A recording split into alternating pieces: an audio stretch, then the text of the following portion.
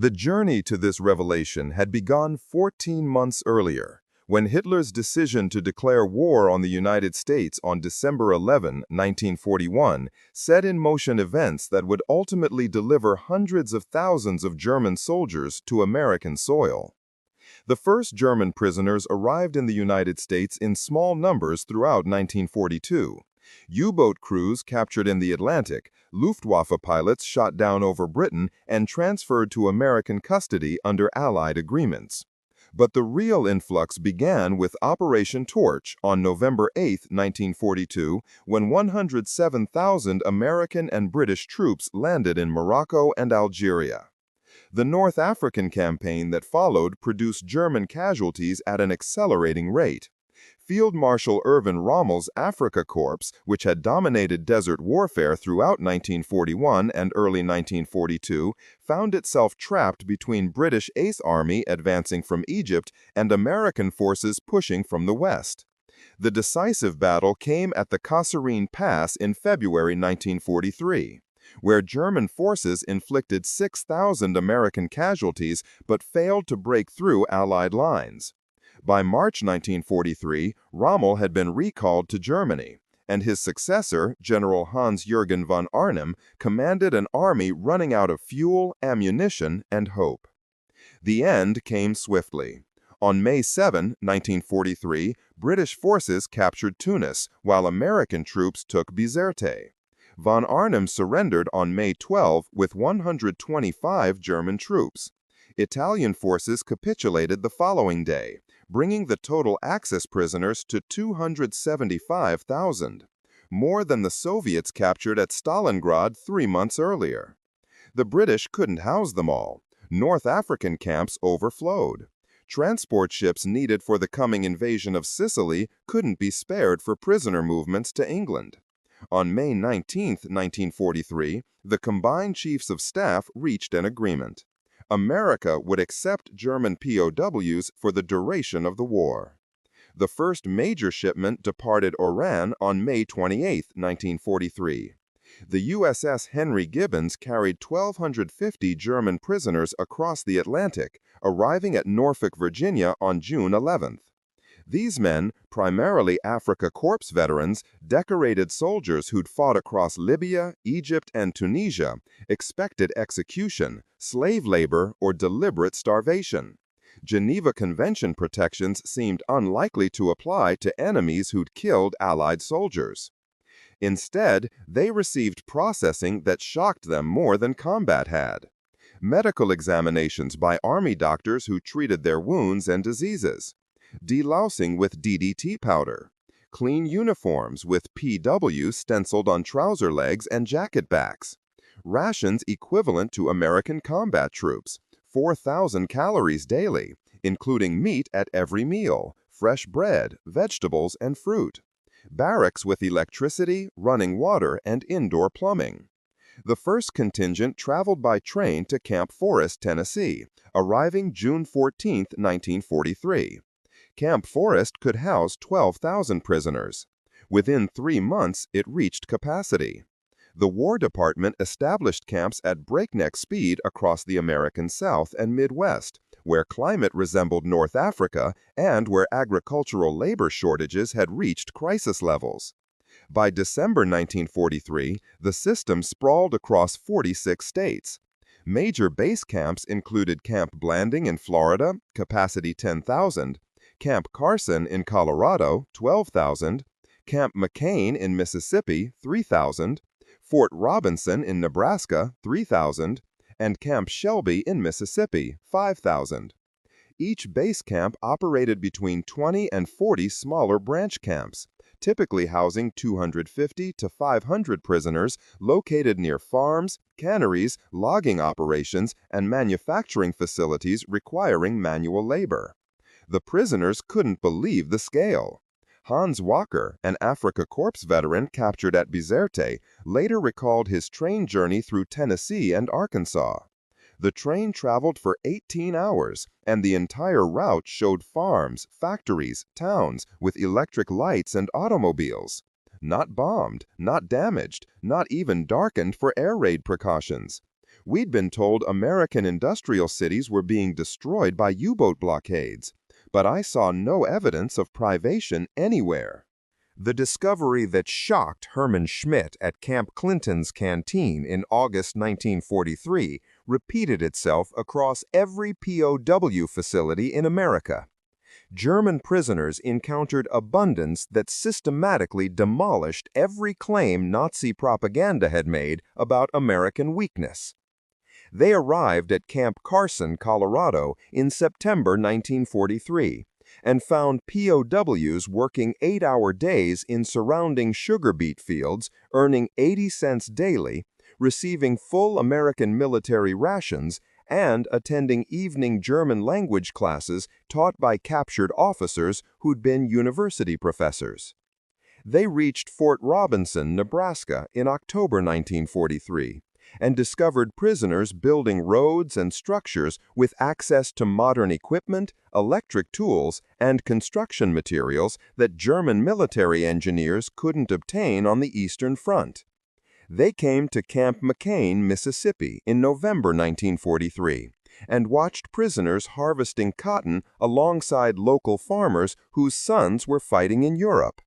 Farmers who operated mechanized equipment and lived in electrified houses with running water and radio receivers. The pattern held everywhere.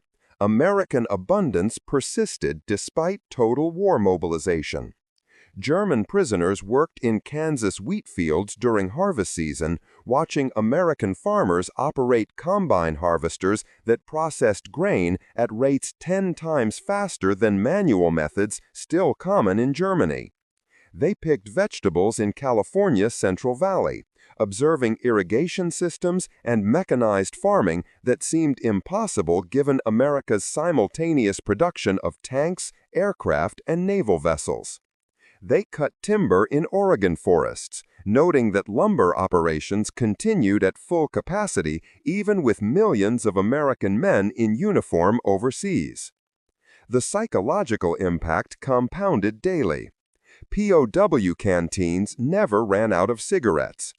Camp kitchens served meat, actual beef and pork, not horse meat or ersatz substitutes, at lunch and dinner every single day. Ice cream appeared regularly. Coffee flowed freely, real coffee from South American beans, not the roasted grain substitutes Germans had drunk since 1941.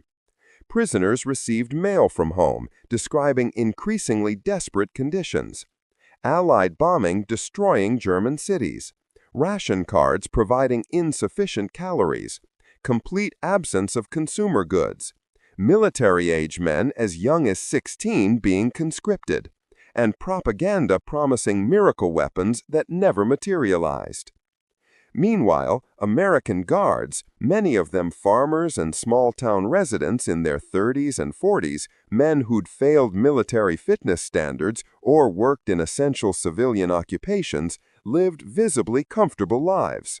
They drove personal automobiles to work. Their families shopped in stores that, while technically rationing certain items, maintained stocks that would have seemed miraculous in Germany.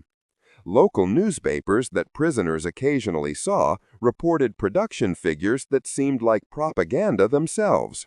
Boeing plants building 17 B-17 bombers daily. Willow Run producing one B-24 every 63 minutes. Shipyards launching Liberty ships faster than U-boats could sink them. Walter Hallstein, a captured German officer who'd taught law at the University of Frankfurt before the war, kept detailed observations that he later published. He wrote extensively about the cognitive dissonance. We were told American workers were striking, refusing to build weapons, sabotaging production out of communist sympathy. We were told American civilians were rioting over food shortages. We were told the entire American economy was collapsing under the weight of military spending. Every single claim proved false.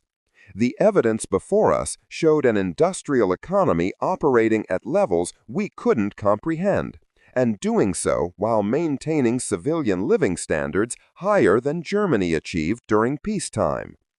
The revelation grew more profound as prisoners received work assignments and witnessed American production directly. But by September 1943, enough German POWs had spent sufficient time in America to recognize that what they'd believed about American industrial capacity wasn't merely exaggerated, it was inverted. The truth was far worse than the lie. The turning point came through labor. The War Manpower Commission had calculated that American farms needed 1.8 million additional workers to maintain food production with 12 million men in military service. The Emergency Farm Labor Program pressed every available source: women, teenagers, urban volunteers, Mexican braceros imported under emergency agreements, and, beginning in June 1943, German prisoners of war. Geneva Convention Article 27 permitted POW labor for agriculture, provided prisoners received the same pay as military personnel of corresponding rank. The U.S. Army Provost Marshal General, Major General Archer L. Lurch, established compensation at 80 cents daily, equivalent to a U.S. Army private's base pay, paid in canteen scrip redeemable only at POW facilities. Prisoners could work voluntarily or refuse without punishment beyond loss of income. The vast majority volunteered. Starting in July 1943, German prisoners began working American farms during harvest season. The experience transformed their understanding of American industrial power more effectively than any propaganda could have. Corporal Friedrich Kircher, captured at Kasserine Pass and assigned to Camp Concordia, Kansas, later described his first day in the wheat fields. "We left camp at 6 in the morning, 40 prisoners with 4 guards, and traveled 12 miles to a farm. The farmer was perhaps 55 years old, operating alone except for his wife. His 3 sons were overseas, 2 in Europe, 1 in the Pacific. I expected hand tools, manual labor like German farms used. Instead, the farmer showed us a combine harvester, an international harvester model powered by a gasoline engine. This single machine, operated by 1 man, could harvest more wheat in 1 hour than 20 men with scythes could harvest in a day." The mathematics were brutally simple. German agriculture relied heavily on manual labor and draft animals, horses and oxen, for field work. Mechanization existed but remained limited compared to American standards. When Germany mobilized 15 million men for military service, agricultural production declined catastrophically, despite the use of forced labor from occupied territories.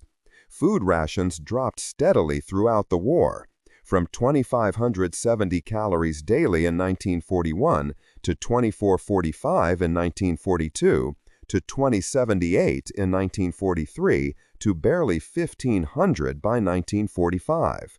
American agriculture, conversely, increased production despite losing 12 million workers to military service. The difference was mechanization. By 1943, American farms operated 1.6 million tractors, more than the rest of the world combined. Combine harvesters, mechanical cotton pickers, corn planters, and grain elevators enabled individual farmers to manage acreage that would have required dozens of workers using manual methods. German prisoners saw this firsthand and couldn't deny it. They worked alongside elderly farmers and farmers' wives, operating equipment that outproduced entire German villages. They harvested wheat in Kansas, corn in Iowa, cotton in Mississippi, sugar beets in Nebraska, tobacco in North Carolina, and vegetables across California. And everywhere the pattern held. American agricultural output increased year over year despite manpower shortages because machinery multiplied individual productivity exponentially. The revelation extended beyond farms. Prisoners assigned to branch camps near factories witnessed American industrial production directly. At Camp Ruston, Louisiana, prisoners worked at nearby paper mills. At Camp Trinidad, Colorado, they worked in sugar refineries. At Camp Huntsville, Texas, they maintained equipment at lumber mills. Always under guard, always earning 80 cents daily, always witnessing production that contradicts everything they'd been told. One prisoner working at a Nebraska sugar beet processing facility wrote home, letters subject to American censorship but still revealing.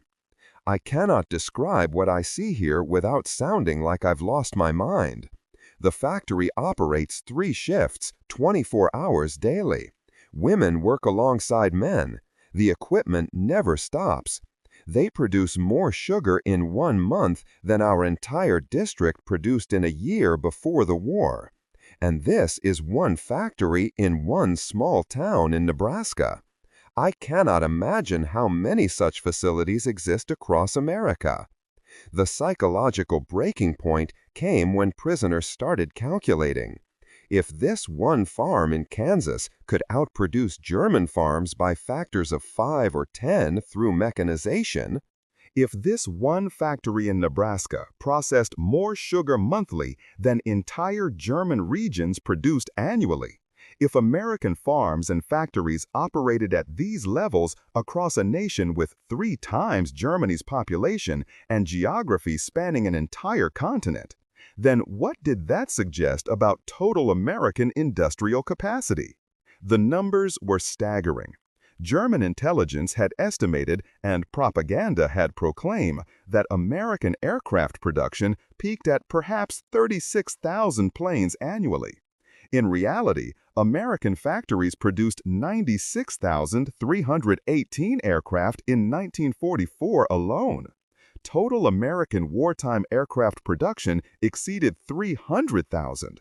Germany produced approximately 119,000 aircraft throughout the entire war. German prisoners didn't know these exact figures in 1943 and 1944, but they understood orders of magnitude. They could extrapolate, and the extrapolations were terrifying. The abundance German prisoners encountered in America wasn't accidental. It reflected fundamental differences in industrial philosophy, economic structure, and national priorities that dated to before the war began. Germany's industrial expansion under Nazi leadership from 1933 to 1939 prioritized rearmament above all else. The 4-year plan, announced by Hermann Göring in 1936, subordinated civilian production to military requirements. The policy produced impressive military growth. The Wehrmacht expanded from 100,000 troops in 1933 to 3.2 million by 1939, equipped with modern weapons, tanks, and aircraft. But civilian prosperity suffered. Consumer goods remained scarce. Rationing began immediately upon war's outbreak in September 1939. By 1941, German civilians experienced shortages of food, clothing, fuel, and virtually all non-essential items. The Nazi leadership accepted this trade-off as necessary and proper. Total war required total mobilization. Civilian comfort was secondary to military victory. Propaganda emphasized sacrifice as patriotic duty. German industrial capacity, while substantial, focused overwhelmingly on weapons production at the direct expense of civilian needs. American industrial philosophy operated differently. President Franklin Roosevelt's Arsenal of Democracy speech on December 29, 1940, delivered a full year before Pearl Harbor, articulated the American approach. The United States would build military equipment in quantity sufficient to supply not only American forces, but all allied nations, while simultaneously maintaining domestic prosperity. This seemed impossible. German and Japanese military planners dismissed it as democratic rhetoric divorced from industrial reality. No nation could arm itself for total war while maintaining high civilian living standards. The mathematics didn't work. Resources devoted to consumer goods couldn't simultaneously produce tanks and aircraft. Someone had to sacrifice. But the American calculation rested on different assumptions. American industrial capacity dwarfed Germany's by factors that German planners either didn't know or refused to believe. In 1939, American gross domestic product totaled approximately $950 billion in inflation-adjusted modern dollars. German GDP totaled roughly $400 billion. The American economy was more than twice the size of Germany's before the war began. More importantly, American industry operated with advantages Germany couldn't match. Secure geographic position eliminated the need for coastal defenses or anti-aircraft installations. No enemy bombers threatened American factories. No ground combat damaged American infrastructure. Raw materials arrived reliably from protected sources. The Mississippi River system, Great Lakes shipping, and transcontinental railroads moved materials efficiently across vast distances. Labor conflicts existed, but never approached the industrial sabotage or resistance that plagued German occupation of France, Poland, and Soviet territories. The American government mobilized this latent capacity through economic incentives rather than dictatorial command. The War Production Board, established in January 1942, coordinated conversion of civilian factories to military production while maintaining enough civilian output to prevent privation. Automobile manufacturers built tanks and aircraft but didn't completely cease civilian vehicle production until February 1942, and even then, parts and repairs remained available.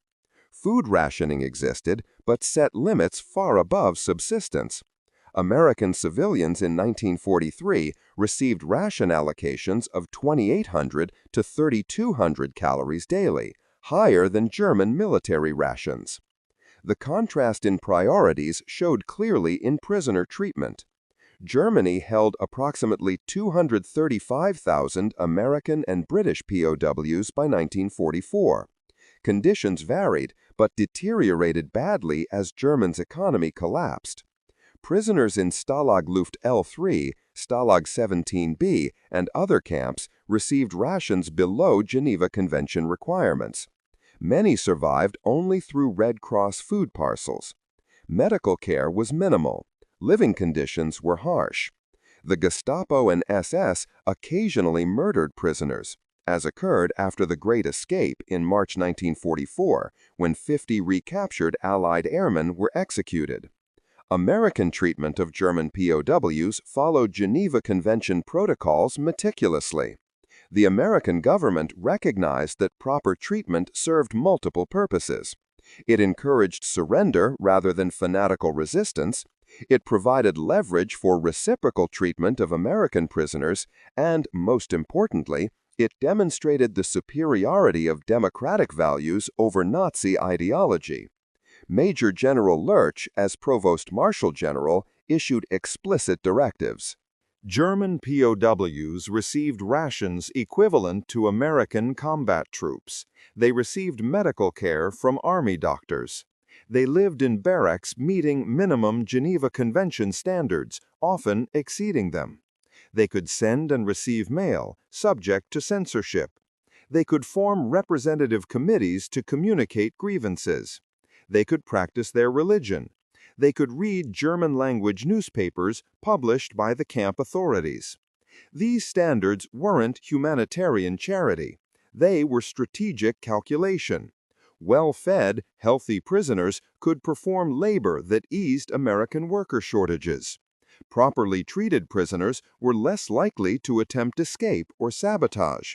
And prisoners who witnessed American prosperity firsthand would return to Germany after the war with knowledge that undermined Nazi propaganda permanently.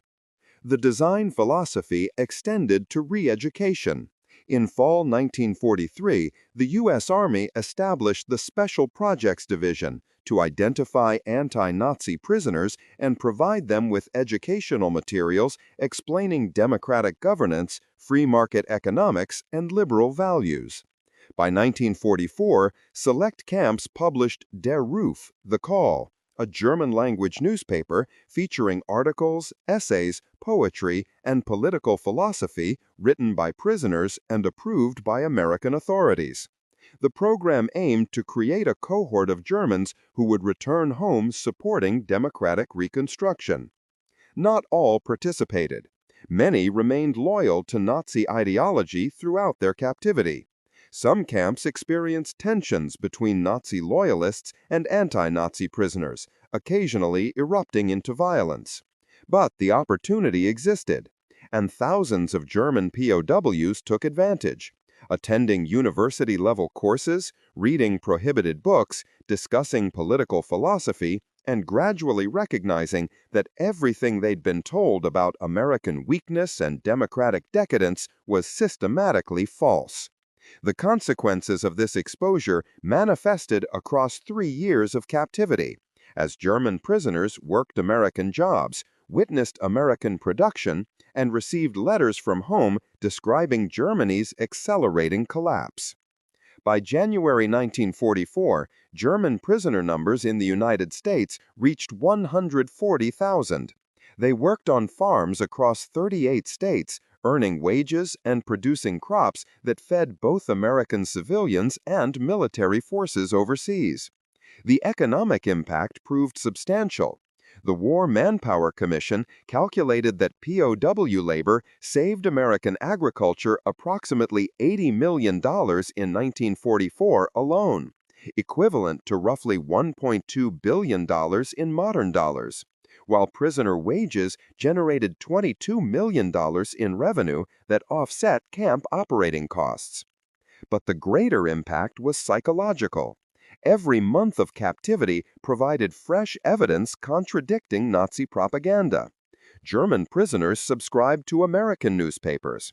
Camp libraries received copies of the New York Times, Chicago Tribune, and regional papers, translated by prisoners who spoke English. They read accounts of Allied advances, the liberation of Rome on June 4, 1944, the Normandy invasion on June 6, the breakout from the Cotentin Peninsula in July, the liberation of Paris on August 25th. They saw production figures published openly in American media, aircraft production exceeding 8,000 monthly, shipyards launching vessels faster than construction schedules, tank production reaching 2,000 monthly. Simultaneously, letters from Germany painted increasingly desperate pictures. Family members described Allied bombing raids destroying cities systematically. Hamburg firestormed in July 1943, killing 42,000 civilians. Berlin bombed repeatedly throughout winter 1943-44. Cologne, Dresden, Stuttgart, and Munich devastated by area bombing. Food rations declining to near starvation levels. All men aged 16 to 60 conscripted for military service or Volkssturm home defense. Women and children evacuated from cities to countryside. Coal shortages eliminating heating during winter. Electricity rationed. Water service interrupted. Transportation collapsing as Allied aircraft destroyed rail networks. The contrast between American abundance and German collapse created profound cognitive dissonance. Prisoners living in Mississippi, Kansas, and Nebraska ate better than their families in Hamburg, Berlin, and Munich. They received medical care unavailable to German civilians. They lived in heated barracks while their families froze. They worked 8-hour days while their families worked 12-hour shifts in underground factories under constant threat of Allied bombing. Individual responses varied. Some prisoners retreated into rigid Nazi ideology, insisting that Germany's secret weapons would still achieve victory, that temporary setbacks would reverse, that American power was illusory. These men formed Nazi committees within camps, intimidated anti-Nazi prisoners, and maintained military discipline and hierarchy. Violence occasionally erupted. At Camp Tonkawa, Oklahoma, on November 4, 1943, Nazi loyalists beat to death Corporal Johannes Kunze, suspected of providing information to American authorities. 7 prisoners were convicted of murder and hanged on July 10, 1945. But more prisoners gradually accepted reality. They attended re-education courses. They read anti-Nazi literature. They discussed democratic philosophy. They recognized that Germany had lost not because of Allied treachery or German betrayal, but because industrial capacity determined modern warfare outcomes more decisively than battlefield courage or tactical brilliance. Hans Vaker, the Afrika Korps veteran, later recalled his transformation. "I arrived at Fort Robinson believing Germany would win through superior will and fighting spirit. I spent 18 months watching Nebraska farmers outproduce German regions using machinery our engineers hadn't perfected. I read letters from my wife describing our children eating potato soup 3 times daily while I ate steak and ice cream. I watched American factories produce weapons in quantities that made German production laughable. By late 1944, I understood we'd lost before the war began. We'd challenged an opponent with triple our population, 5 times our industrial capacity, and complete geographic immunity from attack. No amount of courage or ideology could overcome those disparities." The re-education intensified as victory approached. After D-Day, American authorities increased efforts to prepare prisoners for return to a defeated, occupied Germany. Courses in democratic governance expanded. Discussion groups analyzed Nazi ideology critically. Film screenings showed German war crimes, footage of concentration camps, massacred civilians, destroyed cities, forcing prisoners to confront realities Nazi propaganda had hidden. Not all prisoners accepted these lessons. Many rejected Allied accounts of atrocities as propaganda. Some maintained Nazi beliefs despite all evidence. But enough prisoners absorbed democratic values that American authorities considered the program successful. When repatriation began in 1946, approximately 20,000 German POWs had completed formal re-education courses. Many more had simply absorbed the evidence of their own observations. The final months of captivity brought surreal experiences. Prisoners in American camps listened to radio broadcasts announcing Germany's surrender on May 8, 1945. They heard descriptions of Soviet forces occupying Berlin, Hitler's suicide, and unconditional capitulation. They learned their homeland was divided into occupation zones, its cities in ruins, its government dissolved, its future uncertain. Meanwhile, they continued working American farms, living in comfortable barracks, eating full rations, and witnessing American prosperity that seemed obscene compared to Germany's devastation. The juxtaposition was almost unbearable. Prisoner Walter Hallstein wrote in May 1945, "Germany has ceased to exist as a nation. Everything we fought for is destroyed. Our families live in rubble, occupied by foreign armies, uncertain whether they'll survive the next winter. And I harvest wheat in Kansas, paid 80 cents daily, 3 meals provided, living conditions better than any German soldier experienced during the war. The irony is almost too much to comprehend." The final statistics of the German POW experience in America revealed the full scale of this extraordinary program. Total German prisoners held in the United States, 378,898 from 1943 through 1946. Peak population, 340,407 in April 1945. These numbers excluded German POWs held in Britain, Canada, France, and the Soviet Union.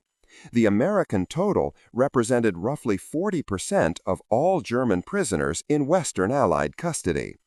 Camp infrastructure at its height included 155 major base camps in 46 states, 511 branch camps near work sites, total capacity exceeding 400,000 prisoners, staff of 42,000 American guards and administrators, geographic distribution concentrated in southern and midwestern states where climate and agricultural needs aligned, Texas, 30 base camps plus 70 branch camps, Oklahoma, Mississippi, Arkansas, Louisiana, Nebraska, Kansas, and Colorado maintained the largest POW populations.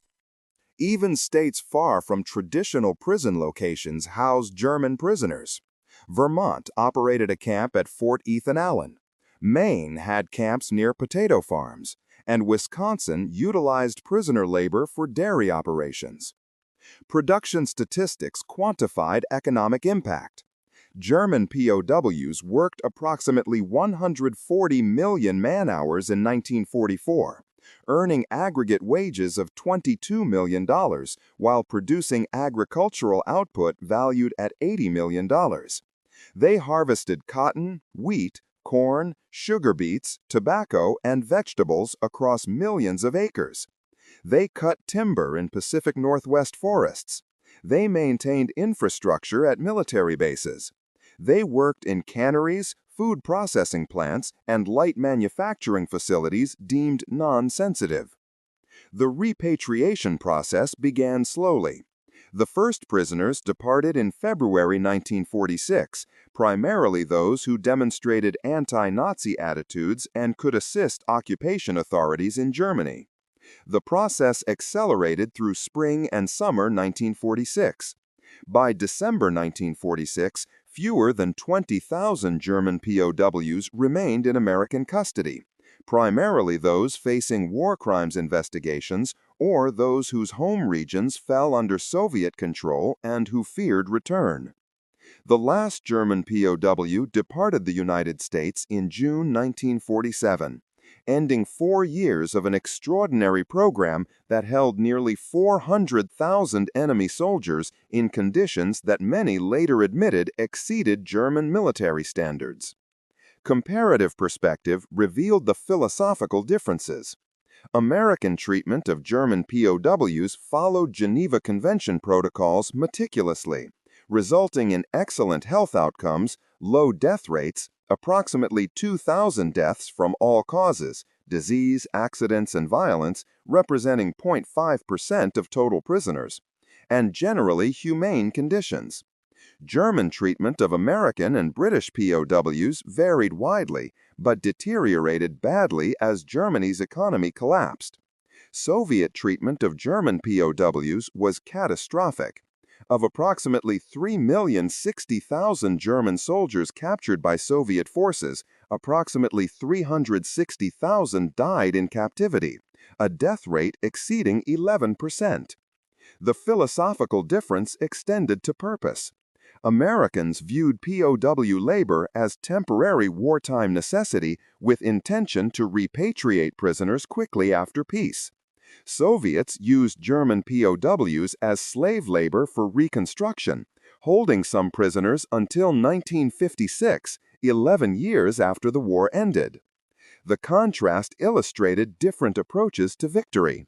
Americans sought to defeat Germany militarily and then rebuild it as a democratic ally. Soviets sought to punish Germany permanently and extract maximum labor value before eventual return. German prisoners who experienced American captivity later acknowledged the irony. They'd fought for a regime that valued ideology over humanity, that sacrificed civilian welfare for military ambition, that treated conquered peoples as subhuman resources to be exploited. They'd been captured by a nation that maintained humanitarian standards even toward enemies, that prospered despite total war mobilization, and that demonstrated the superiority of democratic values through actions rather than propaganda. German prisoners who experienced American captivity later acknowledged the irony. They'd fought for a regime that valued ideology over humanity, that sacrificed civilian welfare for military ambition, that treated conquered peoples as subhuman resources to be exploited. They'd been captured by a nation that maintained humanitarian standards even toward enemies, that prospered despite total war mobilization, and that demonstrated the superiority of democratic values through actions rather than propaganda. He listened to radio broadcasts announcing Germany's surrender, Hitler's suicide, and the Soviet capture of Berlin. Throughout this period, he ate 3 full meals daily, slept in a heated barracks with electric lights and running water, received medical care from army doctors, and watched American farms and factories operate at production levels that made German wartime economy seem primitive by comparison. Schmidt returned to Germany in July 1946, sailing from Norfolk aboard the same class of transport ship that had brought him to America 3 years earlier.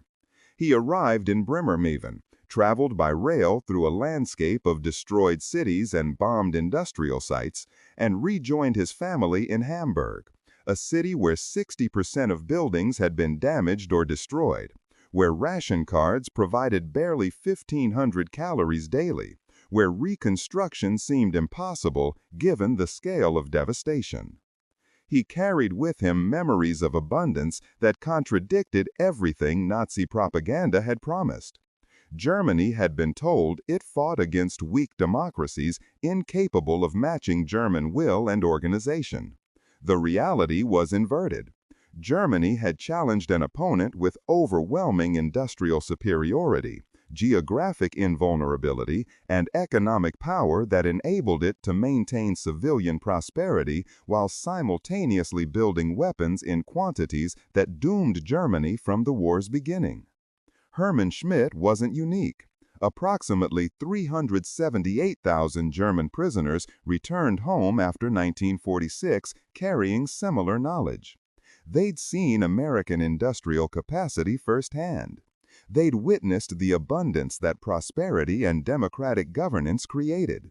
They'd recognized that Nazi ideology had led them into an unwinnable war against an opponent whose power they'd never understood. Many of these former POWs became supporters of democratic reconstruction. They joined political parties committed to peaceful integration with Western democracies. They shared their experiences with Germans who'd never left the homeland and couldn't comprehend how completely Nazi propaganda had inverted reality. They contributed to the economic miracle that transformed West Germany from ruins in 1946 to industrial powerhouse by 1960. The lesson extended beyond German borders. The American decision to treat enemy prisoners humanely, to maintain Geneva Convention standards, to demonstrate democratic values through actions rather than propaganda, achieved strategic objectives that military victory alone couldn't accomplish. 400,000 German soldiers returned home not just defeated, but fundamentally understanding why they'd lost, and believing that American power, derived from industrial capacity and democratic governance, offered a model worth emulating rather than an enemy worth resisting. The canteen at Camp Clinton, Mississippi, with its unlimited cigarettes and ice cream, represented something more profound than prisoner welfare or Geneva Convention compliance. It represented the difference between a nation that could wage total war while maintaining abundance and a nation that sacrificed everything for military ambition yet still lost. That difference, more than any battle or campaign, determined the outcome of World War II in Europe. The examination of POW records, diaries, memoirs, and survivor testimony provides final proof. Nazi Germany never stood a chance against American industrial might. The regime's propaganda had convinced German soldiers that America was weak and collapsing. 400,000 prisoners discovered the truth too late. In canteens stocked with consumer goods, on farms producing food with mechanized efficiency, and in factories building weapons at rates that made German production laughable. They returned home, not just defeated, but fundamentally understanding why industrial capacity, not battlefield courage, determined modern warfare's outcome. And in that single fact lies the entire story of why Germany lost the war.